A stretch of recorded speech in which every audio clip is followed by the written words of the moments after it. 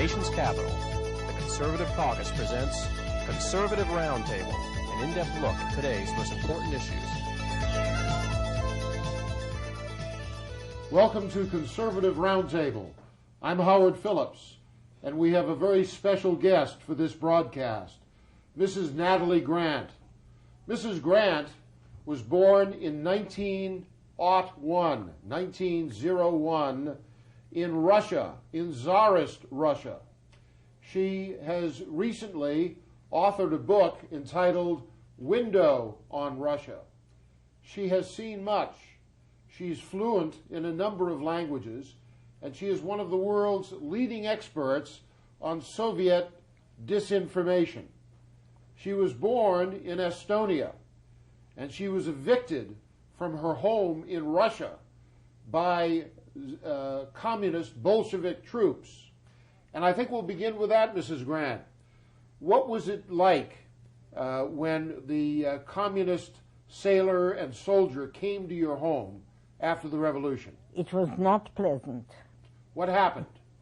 Well, they went through all the drawers which could have had jewels in them. Any drawer that seemed to be containing something valuable, they went through that. And you had to flee. Your family had to escape, lest you be forever imprisoned in Russia. In other words, you feared, the Bolsheviks did not want you to leave Russia. No.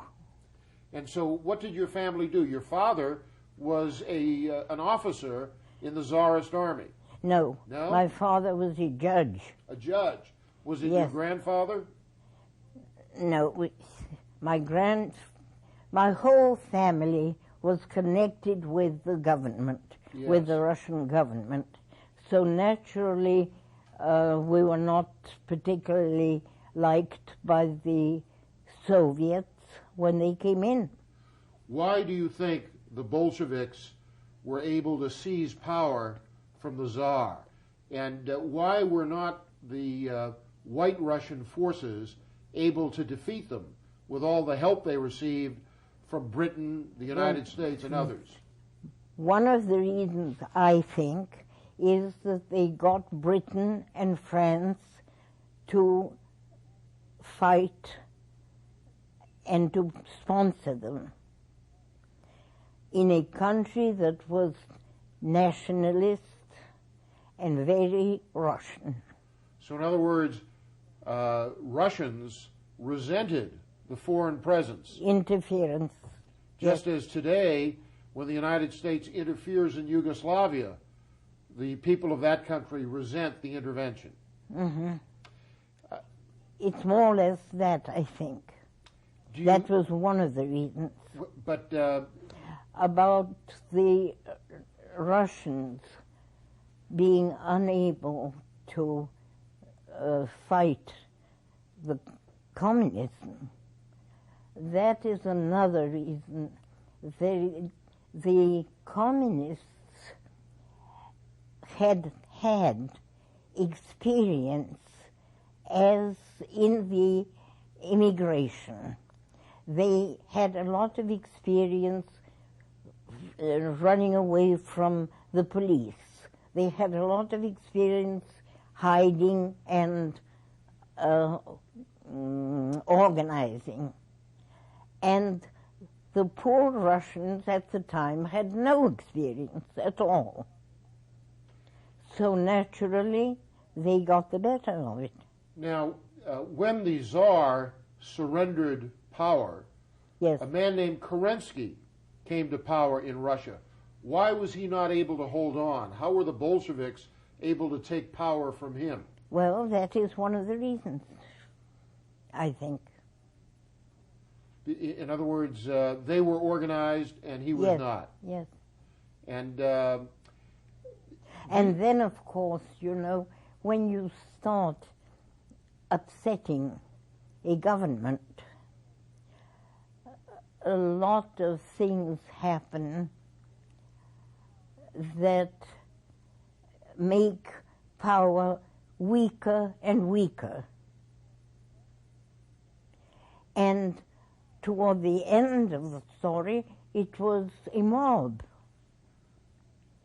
The power of people who were totally unorganized, they were just crowds of people.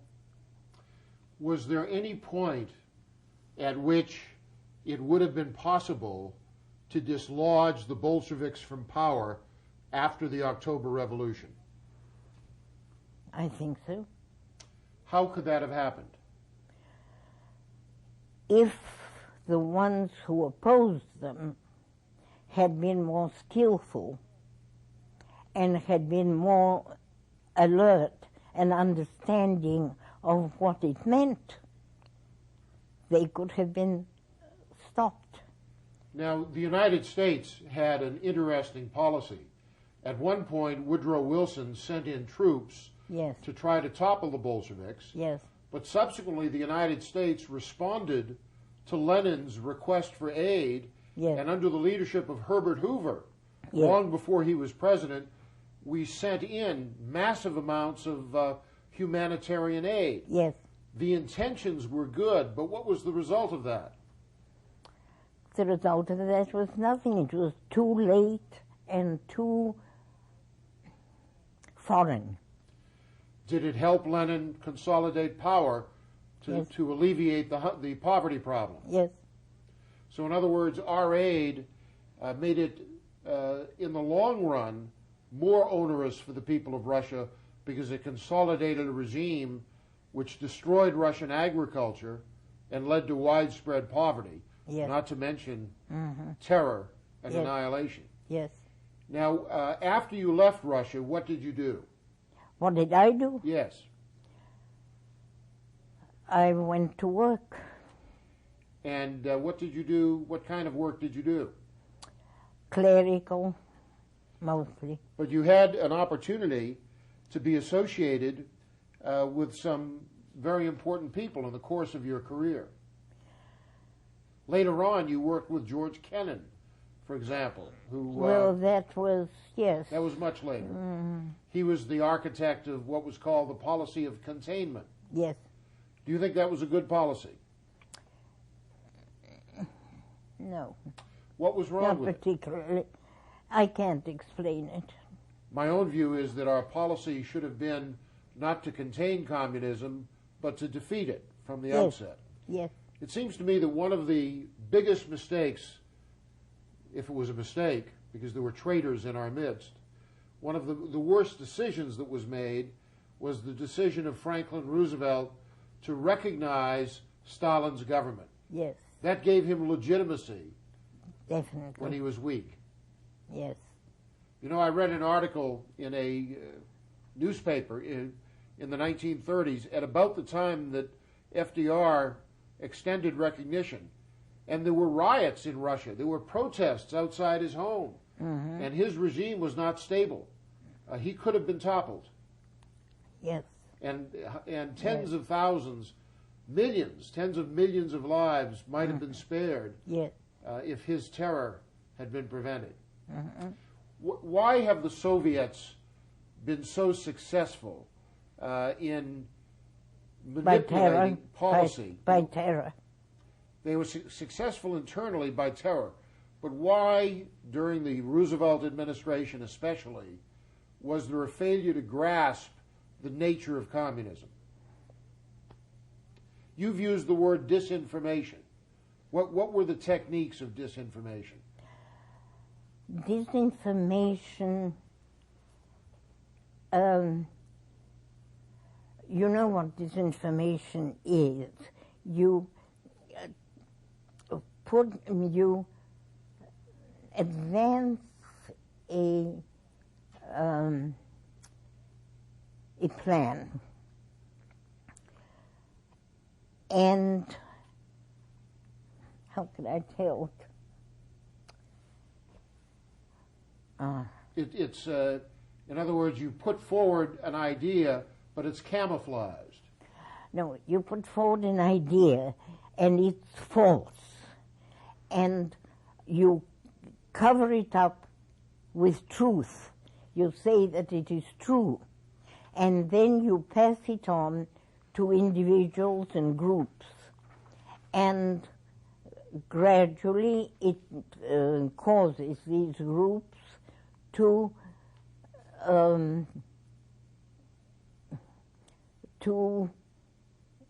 become, well, weak. In other words, just as Joseph Goebbels, the Nazi, said, if you repeat a lie often enough, people accept it as true. Yes. That was the same technique the communists used. Yes. They had a lot of in common. Yes, they did. And of course they had help from the Western media. I remember Walter Duranty, who covered Russia for the New York Times. Yes. And he flat out lied about what was happening in Russia. Was it possible to know the truth independently of what apologists for Stalin were advocating or saying? Was it possible for people in the West to easily understand what was going on? You mean for people abroad to understand? Yes. There was, of course, a possibility, but you see, here you had to oppose liberals, and who many of them had fallen into the trap of promoting Stalin. Well, one of the best friends of communism in the United States was Franklin Roosevelt's wife, Mrs. Eleanor Roosevelt. Tell me about the role she played. What was your opinion of her? Of whom? Eleanor Roosevelt. Oh, she was a very pleasant woman. I met her. She was very pleasant, but she didn't know what she was doing. So in other words, you don't think that she had a bad intent. She was just naive. Oh, yes. I mean, she went to Russia and she met a girl there, and she came out of there, oh, just raving about that girl, how wonderful she was. And she was a communist. Well, we're going to come back right after this break. Yes. And I want to learn some more about your firsthand experiences with communism and the role you played decades ago up to the present in informing people in the United States about the true nature of communism. Please stay with us. Our guest is Mrs.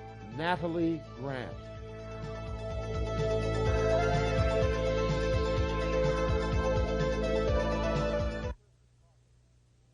Hello, I'm Howard Phillips. The Conservative Caucus has been actively fighting since 1974 for less expensive government and lower taxes imposed upon the American people by the federal government. If you want to become part of our effort to reduce the size and cost and regulatory burden of the federal government, I hope you will call the number shown on your screen. For more information about the Conservative Caucus, write us at 450 Maple Avenue East, Vienna, Virginia, 22180, or call 703-938-9626. Here's how you can become a citizen lobbyist and influence how your representatives vote. Write a letter to your congressmen and senators. Speak out on a call-in talk radio program. Write a letter to the editor of your local newspaper, and call the Conservative Caucus for more information at 703-938-9626.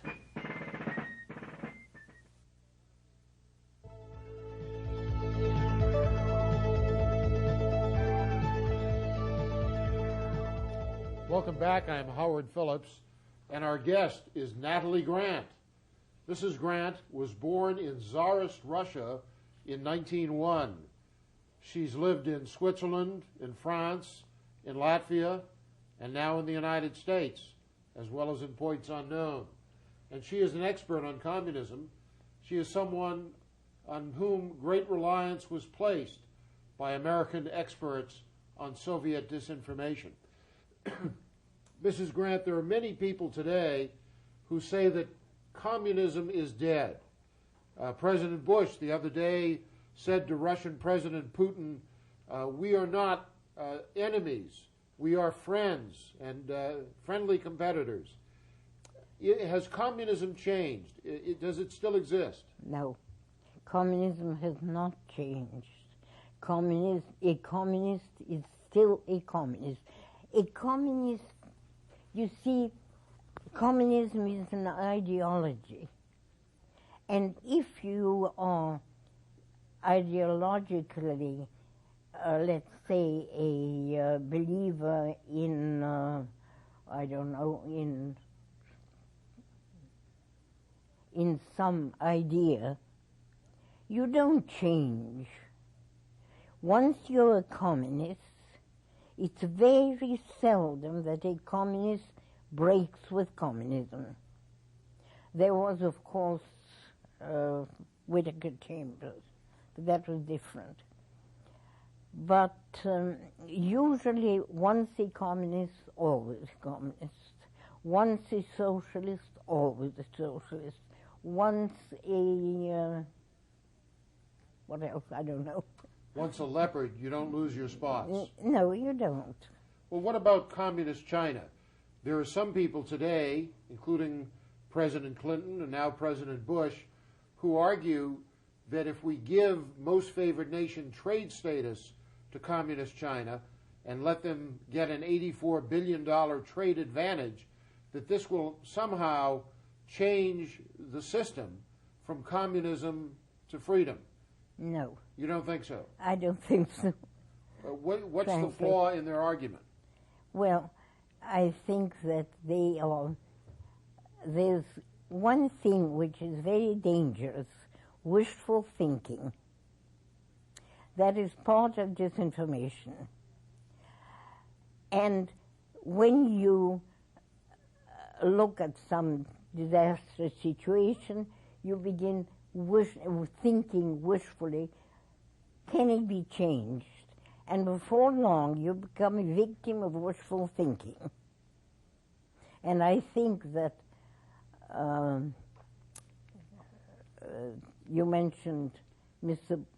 President Bush and Communist China and trade. Yes, well, I'm afraid he is a little bit a victim of wishful thinking. But is communism something that the United States has to worry about? After all, America is a strong nation. What harm can be done us by the communists in Russia, in China, in South Africa, in Cuba, or wherever they may be? Well, communism is also very skillful at penetrating societies. And I think that is something we should look out for. Now, Gorbachev spoke about perestroika and glasnost, and we saw European leaders say, we have changed. We're not communists anymore, we're just socialists, and we're forward-thinking. We've learned our lesson. Do you think that's true? No, it is not true. Then why did they do it? You can call them socialists. The name is not going to change a communist. A communist has his ideology, and he will stick by it. Why do you think Gorbachev permitted the Berlin Wall to come down? Was he powerless to do anything about it? There is one thing. When we speak of Gorbachev, we have to remember that he is part, or was part of the government in Russia, and is still very closely attached to the group that governed Russia under communism. Of course, when he ran for election as president, he did very poorly. That means nothing. It's the people who didn't want him. But his pals in the Kremlin, I'm sure, would have been very happy to have him. What about Mr. Yeltsin? What is your opinion of him? Oh, he was just a mess. he was not very exciting. You don't think he tried to move Russia away from communism? No. No. He was just a weak man. He was not strong. What is the best way for the United States to deal with Russia? Do you think we should send them aid? Do you think we should make loans to them? Do you think we should make energy concessions to them? What should be our policy? It is difficult for me to say anything on the subject. You've got to study Russia. I am insufficiently knowledgeable to study the Russian situation in toto. Do you have an opinion about NATO? About whom? NATO, the North Atlantic Treaty Organization, and the decision to admit new members that were... No, I prefer not to speak on All NATO. right. What about the United Nations? What role has that played? Not a very nice role. I would get out of the United Nations if I were the States. What has been wrong with the United Nations? What is wrong? What has been wrong with it? After all, it is not a single country. It has the ideals of a single country do not apply there. They have a policy that satisfies everybody. And you cannot satisfy a country like, let's say, I don't know, an African country. Sudan. And we don't have the same ideas. We don't have the same demands. It's impossible. And that is why the United Nations cannot work. Does it pose any danger for us to be part of it? Is it dangerous for the United States to help the United Nations? Well, I would stay away from the United Nations because, again, it's the same thing. There is no...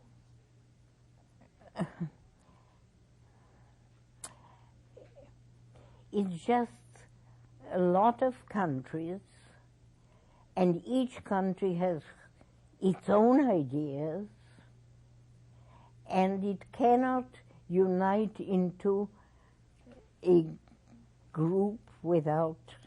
So we can't clearly advance our own national interests. No. We have to suppress it and subordinate it in the UN. We're going to take another break. When we come back, Mrs. Grant, I'd like you to talk to us about the trust. The trust? The trust. So you be focusing on that. We'll be back right after these messages.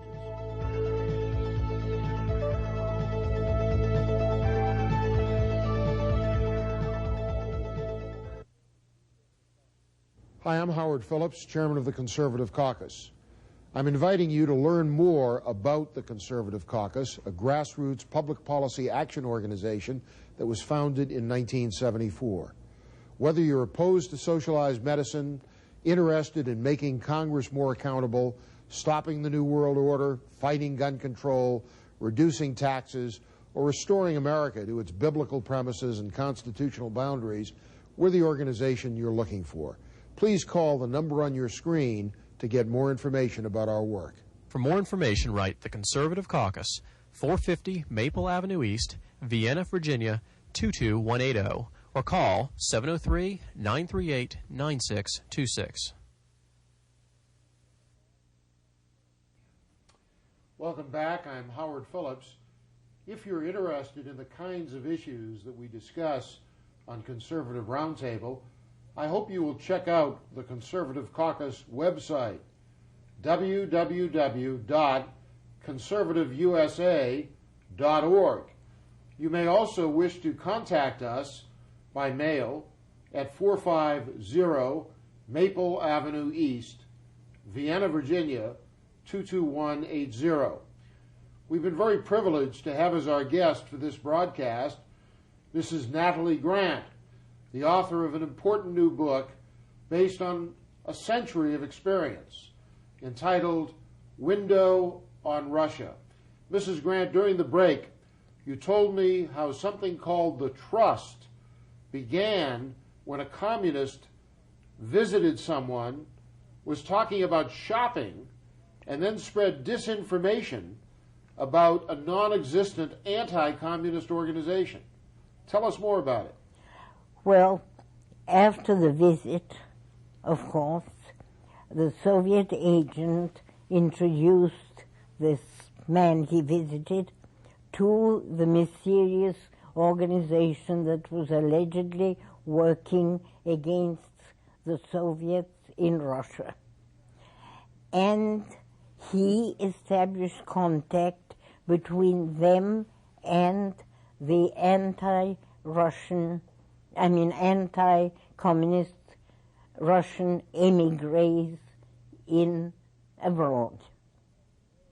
So this was used as a way of trapping real anti-communists outside the country and inside the country, and letting the KGB or the NKVD or whatever it was called at the time keep an eye on them and neutralize their effectiveness. Yes. And this was this happened under Stalin in the early 1920s. Yes. Ending in 1926. No, it began earlier. It began very early. right after the revolution. In the 20s. Yes, while Lenin was in. Yes. He died in what, 1923? He died 51? He was 53 years old, or 51 years old in 1923. Mrs. Grant, I look forward to reading your book. Thank you very much for having been with us on this program. Thank you. You're a remarkable woman at age 100. I hope you have many more good years. Thank you very much. Thank you for joining us.